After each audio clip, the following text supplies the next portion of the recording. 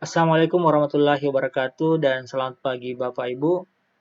Pada kesempatan kali ini kami akan menyampaikan informasi mengenai karakteristik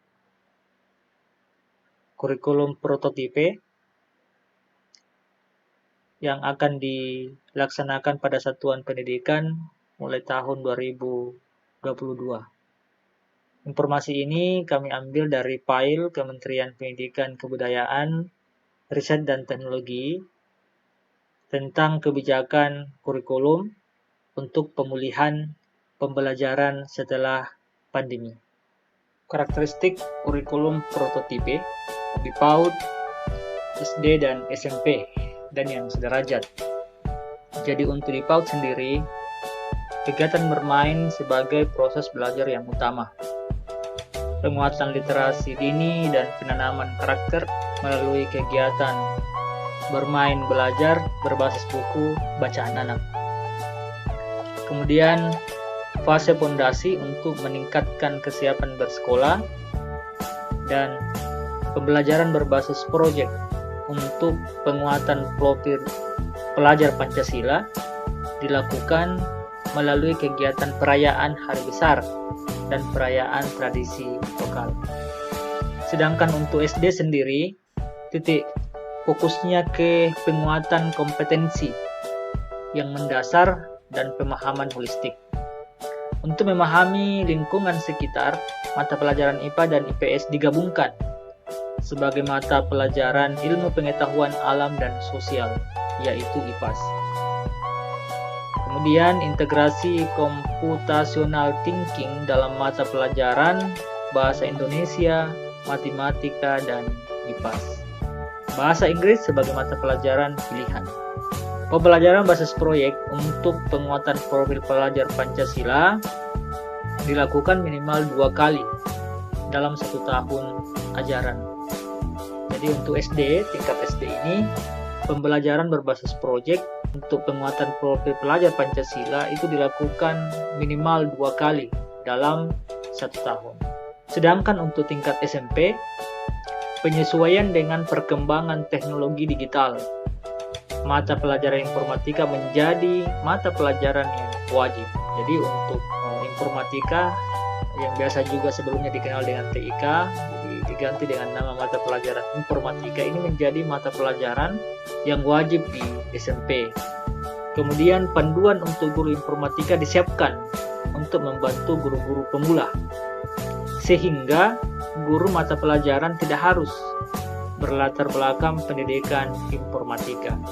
Dan yang terakhir untuk di SMP adalah pembelajaran basis proyek untuk penguatan profil pelajar Pancasila dilakukan minimal 3 kali dalam 1 tahun ajaran. Jadi tadi untuk tingkat SD itu minimal 2 kali selama 1 tahun, sedangkan untuk tingkat SMP itu minimal 3 kali dalam 1 tahun. Kalau yang sebelumnya kita sudah melihat karakteristik kurikulum prototipe di tingkat PAUD, SD, dan SMP, sedangkan untuk yang di SMA lebih fleksibel untuk disesuaikan dengan minat siswa karena pilihan pada level mata pelajaran, bukan program peminatan atau penjurusan. Di kelas 10, pelajar menyiapkan diri untuk menentukan pilihan mata pelajaran. Di kelas 11, mata pelajaran yang dipelajari serupa dengan yang di SMP. Jadi, untuk kelas 10, mata pelajaran yang dipelajari itu serupa dengan mata pelajaran yang ada di SMP. Nanti kemudian di kelas 11 dan kelas 12, mereka akan menentukan pilihan mata pelajaran. Jadi, di kelas 11 dan kelas 12, pelajar mengikuti mata pelajaran dari kelompok mapel wajib dan memilih mata pelajaran dari kelompok MIPA, IPS, bahasa, dan keterampilan vokasi. Tentunya sesuai dengan minat, bakat, dan aspirasinya. Jadi, dalam hal memilih ini tentu disesuaikan dengan minat, bakat, dan aspirasinya.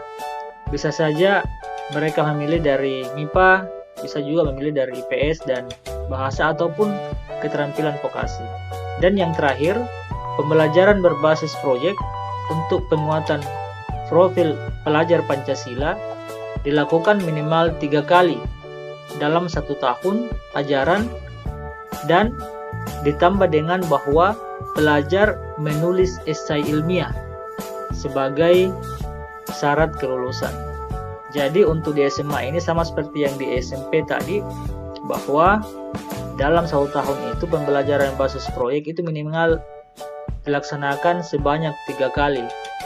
Tetapi untuk SMA ini ada tambahan bahwa pelajar harus menulis esai ilmiah sebagai syarat kelulusan.